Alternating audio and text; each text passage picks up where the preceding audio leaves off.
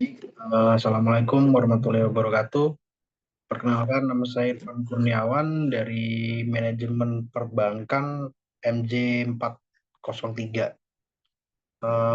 Di sini saya akan menyampaikan sedikit presentasi untuk tugas UTS di mata kuliah Manajemen Perbankan dengan judul Dampak Penurunan Suku Bunga Kredit Bank Mandiri tahun 2025.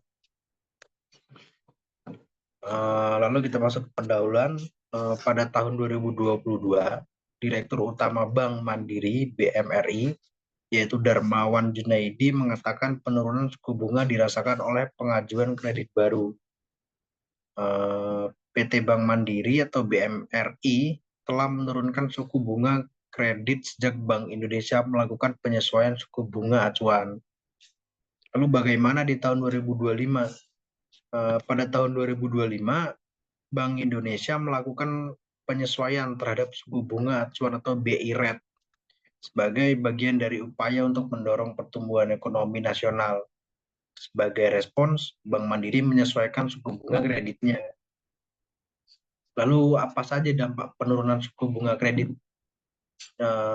Di sini ada tiga, yaitu peningkatan likuiditas, lalu ada yang kedua penurunan biaya dana, cost of fund, lalu yang ketiga ada peningkatan penyaluran kredit. Lalu ada yang pertama, yaitu biaya pinjaman menurun. Orang dan perusahaan cenderung lebih mau meminjam uang karena bunga yang harus dibayar lebih rendah.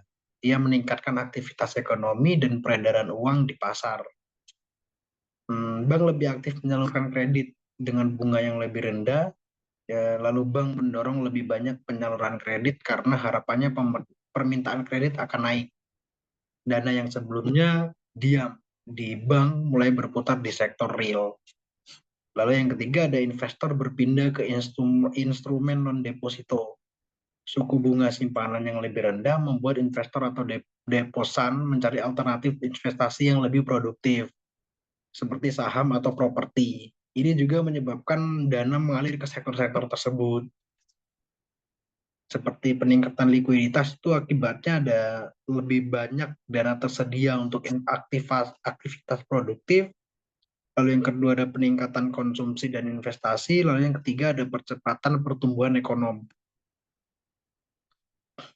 Lalu kita masuk ke dari mana bank mendapatkan dana. Jadi ada tiga sumber, yaitu ada dari simpanan nasabah, dari tabungan, giro ataupun deposito. Lalu yang kedua ada pinjaman antar bank. Lalu yang ketiga ada penerbitan obligasi atau instrumen utang lainnya. Jika suku bunga secara umum turun, maka bank membayar bunga lebih rendah kepada nasabah deposan. Biaya memperoleh dana dari pasar keuangan juga turun. Kenapa penurunan biaya dana itu penting? Karena penurunan biaya dana itu sama dengan bank memperoleh dana lebih murah, bisa menyalurkan kredit dengan bunga lebih rendah atau ekonomi terdorong. Saat suku bunga kredit turun, maka biaya untuk meminjam uang menjadi lebih murah.